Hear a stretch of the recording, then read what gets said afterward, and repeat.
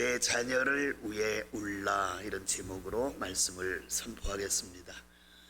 최근 우리 국민들의 정서를 들여다보면 원망과 분노로 가득 차 있다고 느껴집니다. 어떻게 알 수 있냐면 말을 몇 마디 건네보면 알 수가 있습니다. 아이부터 어른까지 대통령과 정치인들에 대한 증오심을 가지고 있기 때문에 윤 대통령 아니면 이 아무개 대표 이렇게 말하지 않고요, 윤 아무개, 이 아무개 이렇게 부르는 모습을 자주 들었어요. 너무 안타까운 모습이에요.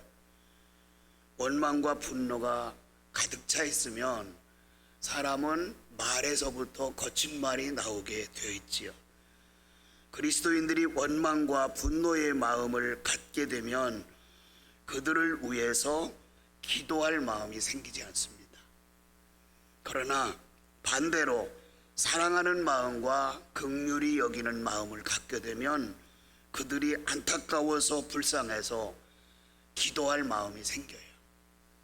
예수님은 우리 그리스도인들에게 항상 기대하는 것이 있어요. 항상 기도하며 살고 있는가? 오늘 본문 말씀은 예수님께서 빌라도 법정에서 사형 언도를 받으셨어요. 왜냐하면 만왕의 왕이라고 외쳤기 때문에 로마의 미움을 사서 이 땅의 왕은 로마의 왕밖에 없는데 어떻게 그가 만왕의 왕이 됐냐? 그래서 그를 괘씸하게 여겨서 사형 언도를 내려버려요. 지금 예수님께서 가시는 길은 골고다 언덕을 향하여 가십니다. 사형 집행을 위해서 가시는 길이죠.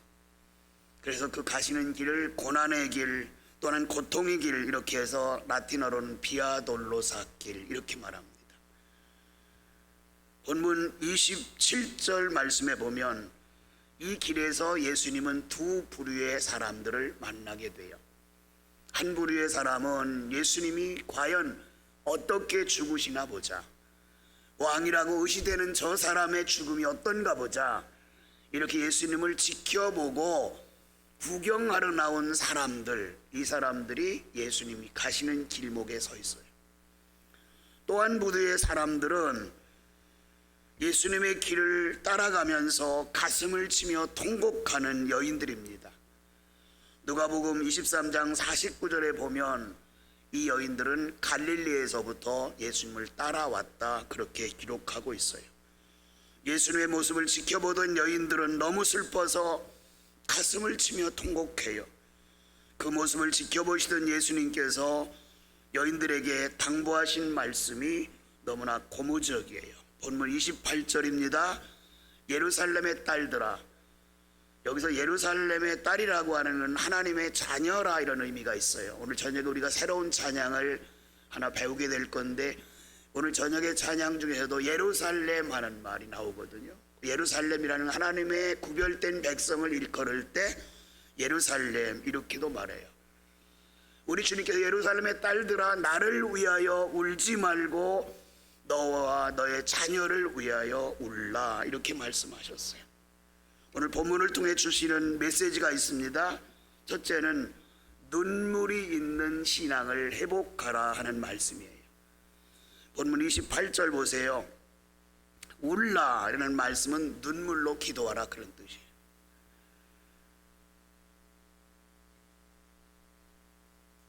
눈물은 억지로 흘리지 않지요. 흘릴 수가 없어요. 이웃을 바라볼 때 눈물을 흘리게 되는 것은 그 이웃이 너무나 안타깝고 걱정이 되고 사랑스러움이 가득 찰 때 그 안타까운 일을 당한 이웃을 바라보면서 슬픔에 눈물을 흘리게 돼요. 눈물은 감정의 표현이기도 합니다. 눈물은 진심이 담겨 있습니다.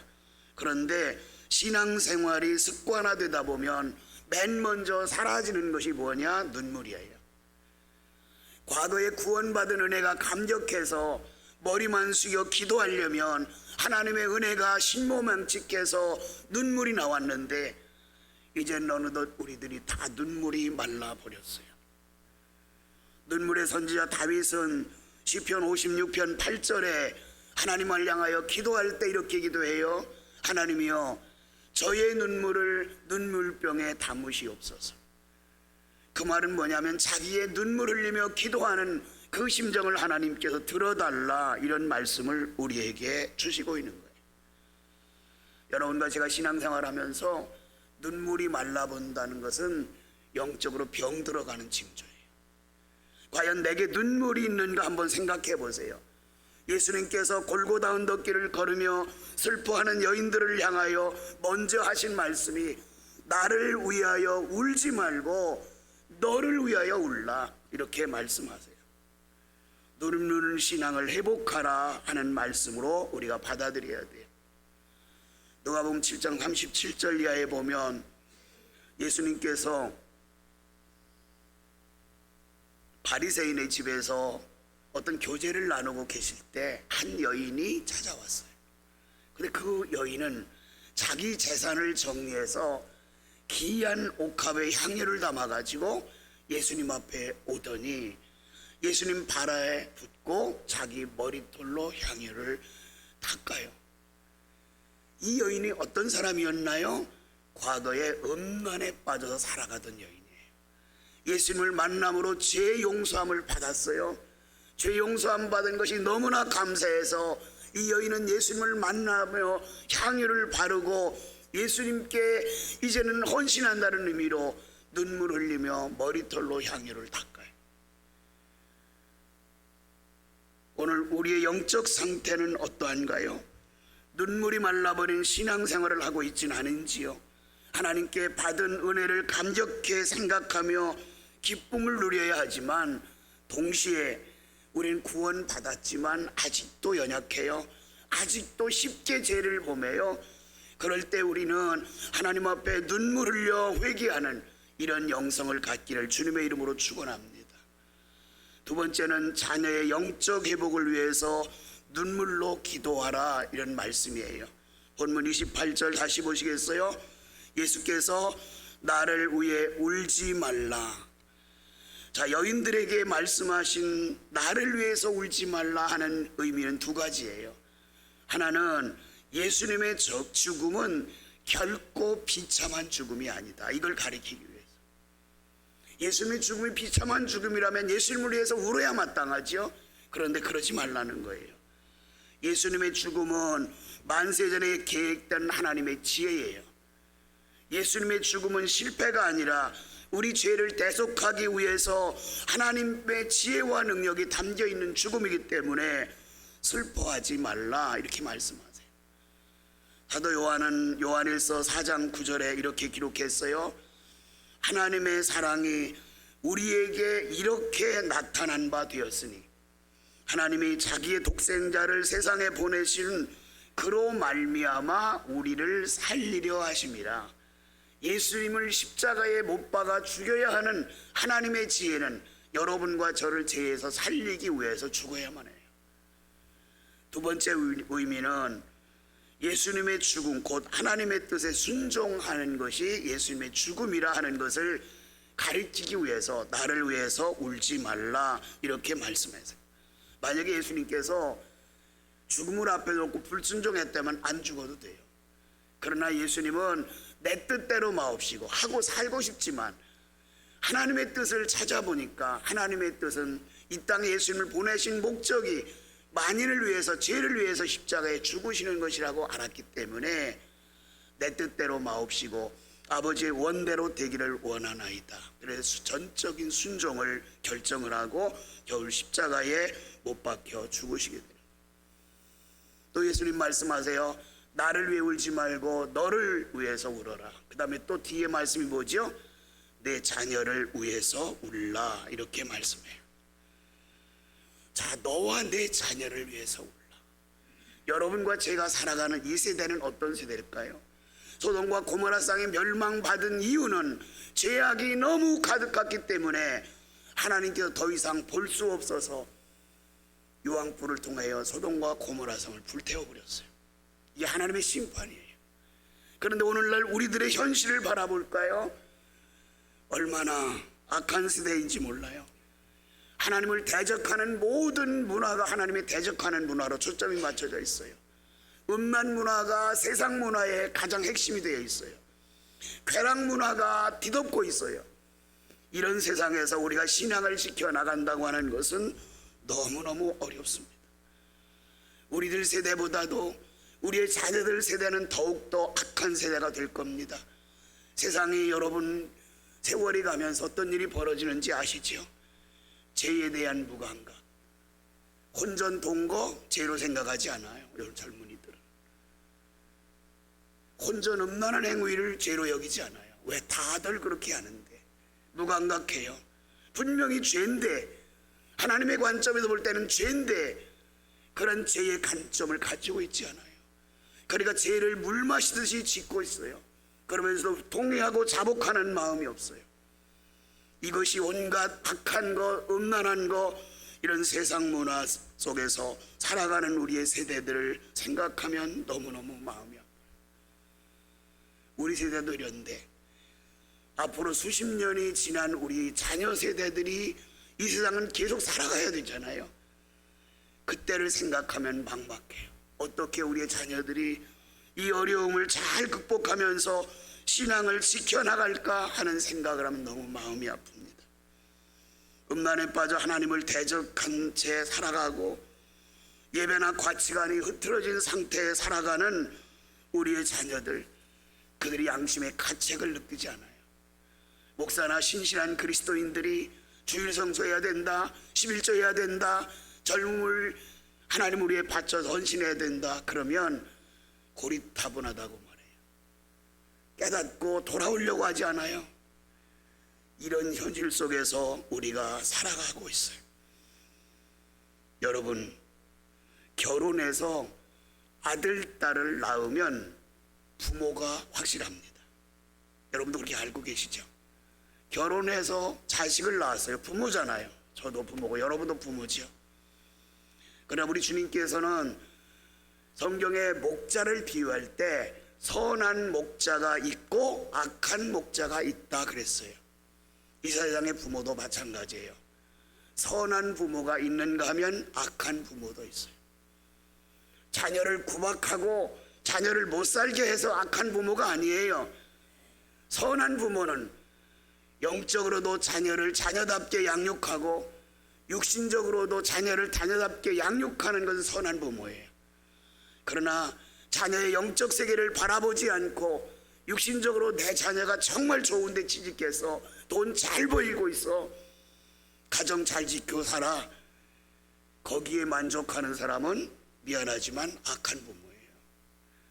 선한 부모는 눈으로 보이는 육신적인 모습도 중요하지만 선한 부모는 보이지 않는 영적 세계가 건강하도록 내 자녀를 돌보고 지키고, 자녀가 조금이라도 영적으로 곁길로 가면 눈물 흘려 기도하는 부모, 그 부모가 선한 부모입니다. 열왕기상 3장 26절 이하에 보면 한 아기가 재판관인 솔로몬 앞에 재판을 받게 돼요. 한 아이를 앞에 놓고 두 여자가 싸움이 벌어졌어요. 네라고. 솔로몬이 하나님이 주신 지혜를 가지고 재판을 하게 돼요. 간단하네. 아이를 눕혀놓고 이 아이를 반토막을 탁 내서 내가 절반씩 나눠줄게. 하나님이 주신 지혜를 그들에게 발동해요. 그때에 한 여인이 솔로몬에게 이렇게 말합니다. 그 산 아기를 엄마에게 주세요. 저는 그 아이가 죽는 것을 원하지 않습니다. 누구예요? 진짜 엄마예요. 산 아이를 그 어머니에게 주세요. 여러분, 선한 부모는 내 자녀를 위해서 목숨을 버릴 만큼 가치가 있는 부모가 선한 부모예요. 그런데 여러분, 눈물이 말랐어요. 내 자녀가 세상에서 방황하고 있어요. 신앙 생활을 게을리하고 있어요. 신앙에서 떠나고 있어요. 그런데 그 자녀를 위해서 얼마나 눈물을 흘리나요? 육신적으로 그냥 건강하게 보인다고 그 아이가 건강한가요? 아니에요. 우리 장로님들께서는 며칠 전에 우리 지방의 장로님들 아마 소식을 통해서 톡을 통해서 어떤 권사님이 쓰러지셨다는 전달을 받으셨을 거예요. 아마 받으셨을 거라고 저는 봐요. 저는 돌아와서 그 교회 목사님에게 통해서 간접적으로 들었지만 어제까지 열심히 일하고 저녁에 씻고 들어가서 그렇게 됐대요. 아무도 앞날을 예측할 수 없어요. 우리 자녀들이 잘 사는 것 같지만 어느 날 갑자기 그가 하나님의 부르심을 받는다면, 하나님께서 방을 빼라고 명령하신다면 예수를 알지 못하는 그 자녀는 지옥불, 끔찍한 지옥에 들어가요. 그것을 여러분 생각해 보셨나요? 그것을 생각하면 눈물이 나지 않을 수가 없어요. 그런데 안타깝게도 우리의 눈물은 만났어요. 여러분, 선한 부모는 두 번의 아픔을 경험해야 돼요. 하나는 육신적으로 출생할 때 아기를 뱃속에 10달 동안 놓았다, 산딸이 돼서 출생을 하면 고통, 출산의 고통을 겪어요. 또 하나의 고통은 내 자녀가 영적으로 거듭날 수 있도록 도와주는데 고통을 겪어요. 그냥 안 돼요. 그냥 안 됩니다. 저희 어머니 세대는 자녀 때문에 교회에서 밤을 지새우며 기도했어요. 먹고 살아가기는 정말 힘들어요. 하루 벌어야 하루 끼니를 때울 정도로 어려운 시대를 살았잖아요. 그럼에도 불구하고 우리 어머니 세대는 밤에 예배당에 나와서 절야하며 자식들의 영적 건강함을 위해서 기도했어요. 그 기도를 먹고 우리가 살아가고 있잖아요. 우리는 그 부모의 혜택을 누리며 사는 거예요. 우리가 누렸다면 우리도 우리 자녀들에게 그런 혜택을 주어서 살게 해야 되는 것이 우리의 본분이고 우리의 사명이지 않아요? 그런데 우리 그렇게 안 살잖아요. 언젠가는 되겠지. 그 언젠가는 언제예요? 여러분이 기대하는 그날이 안 올 수도 있어요. 그 언젠가가 만약에 자녀들의 인생이 마감돼서 앞에 걸려있는 자녀의 사진을 바라보면서 통곡하는 날이 올지도 우린 모르잖아요. 그런 날이 오기 전에 자녀를 위해서 기도하는 여러분과 제가 되기를 바랍니다. 여러분, 우리의 자녀들의 사고, 영적인 일을 가볍게 생각하고 세상 풍조 따라서 세상과 가치관을 가지고 살아가는 그런 자녀들의 사고가 정말 심각해요. 하나님을 기쁘시게 하는 의도는 배제된 채 쾌락 사랑하기를 하나님 사랑하는 것보다 더 사랑하고 살아요.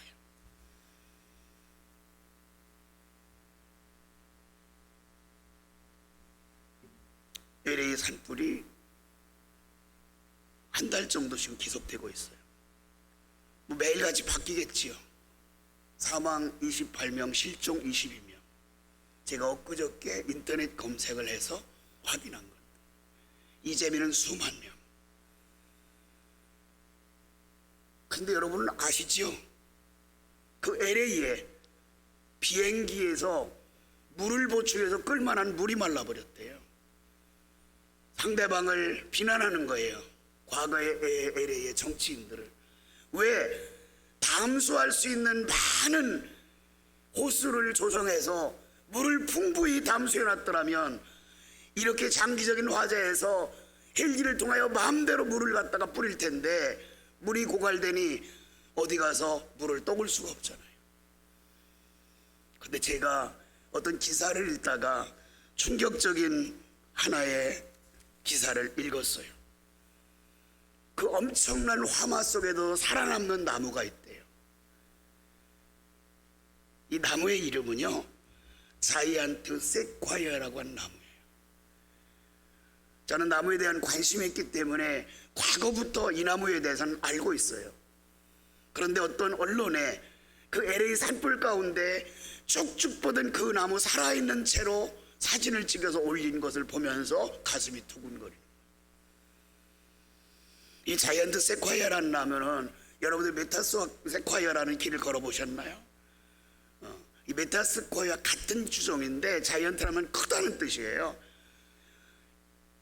크기가요 수십 미터 올라간대요. 근데 이 보통 나무의 직경이 10m 정도 돼요, 지름이. 근데 이 나무는 강한 바람과 비를 맞으며 또 산불을 경험하면 껍질을 두껍게 자꾸 만들어낸대요. 그리고 산불이 한 번 나면 나무가 우뚝 크는 거예요. 어떻게? 산불이 나서 다른 나무들이 다 불에 타니까 그것이 재가 거름이 되잖아요. 그것을 양분 삼아서 이 자이언트 메타스콰이아는, 이 나무는 온갖 시련을 겪으면서 표피를 두껍게 하고 그 표피 바로 안쪽에 물을 저장한대요. 그러니까 바람이 불고 힘들 때마다 껍질을 두껍게 하고 물을 저장하다 보니까 불이 나도 안 죽는 거예요. 안 타는 거예요. 우리의 사랑하는 자녀들을 강하게 키우기 위해서는 영적인 헌신이 필요해요. 시련과 어려움 속에서 신앙을 지켜낼 수 있는 우리의 자녀들이 될 수 있도록 여러분과 제가 눈물을 흘려 기도하는 믿음의 성도가 되길 바랍니다. 오늘 세 번째 주신 하나님의 말씀은 앞으로의 세대는 신앙을 지켜나가기 점점 힘든 세대다, 이런 교훈을 주세요. 자, 예수님께서 이 말씀을 하실 때가 AD 30년경이에요. 예수님의 나이가 33세에 돌아가셨거든요. 그래서 많은 학자들이 예수님의 나이를 30으로 봐요. 그런데 예수님께서 오늘 본문의 29절을 이렇게 말씀해요. 보라, 날이 이르면 어떤 날이 있다는 거예요? 뭔가 날이 있다는 거예요. 그게 어떤 날이 하면 환란의 때를 말해요. 사람이 말하기를 잉태하지 못한 이와 해산하지 못한 배와 젖 먹이지 못한 젖이 복이 있다. 자, 이게 무슨 말이냐면 이런 거예요. 우리나라 정서로 보면 자녀를 낳은 기쁨, 기른 기쁨 있잖아요. 그래서 많은 분들이 그렇게 말하더라고요. 저도 이제 우리 아들이 물어봤나 딸이 물어봤나, 손주가 예쁘냐 자기가 예쁘냐 물어봐요. 솔직히 얘기했어요, 내가. 왜냐하면 손주가 예쁘다고. 근데 심리학적으로 분석해 보면요, 손주는 3년 기쁨을 준대요. 우리에게 기쁨을 주는 70%가 3년 안에 되는 거예요. 그때부터는 이제 이 아이가 자꾸 부모 말 안 듣고 할아버지 할머니 말씀 안 듣고 자기 맘대로 살아가려고 하는 거예요. 그럼 이 아이들이 곱게 크면 괜찮은데 지겨하라고 속을 새겨요. 그럼 그 아이들을 수습하느라 엄마 아빠들이 쫓아다니잖아요. 그리고 막 실망해요. 그래서 뭐라고 말하죠? 이렇게 말해요. 내가 저걸 낳고 이제 그렇게 사랑스럽던 자녀가 저걸로 바뀌어요. 저걸 낳고 뭘 먹었다고요? 그게 무슨 뜻이에요? 차라리 안 낳았으면 좋겠다, 그런 뜻이에요. 예수님 말씀하신 게 그거예요. 그 환란이 얼마나 심하든지 내가 태어나지 않았더라면, 내가 나 홀로라면 그 환란을 견디고 이겨나기 쉬웠을 텐데, 내가 가족을 갖고 자녀를 갖고 나니까 이 환란을 견디기 너무나 힘들다는 거예요. 이때가 예수님 몇 살 때 됐다 그랬죠? 30살. 40년 후에 예루살렘이 로마의 티토 장군의 침략을 받아서 멸망받아요. 근데 여러분, 예루살렘이 멸망받은 것이 어떤 이유 때문에요? 죄가 너무 간영했어요. 하나님을 대적했어요. 그래서 하나님께서 이스라엘을 멸망시켰어요. 이스라엘 나라. 몇 년 동안, 약 1900년 동안 나라 없이 살았어요. 1948년 5월 14일이 이스라엘이 독립한 날이잖아요. 1900년 동안 세계에 뿔뿔이 흩어져 살아요. 이게 죄값이에요. 그러나 하나님은 이스라엘을 사랑하셨기 때문에 다시 독립시키신 거예요.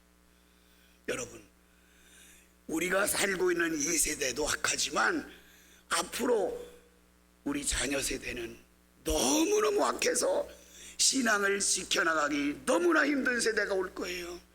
지금부터라도 우리 자녀들을 신앙 안에서 바로 양육하지 않으면 결국 우리 자녀들은 신앙을 놓아버릴 거예요.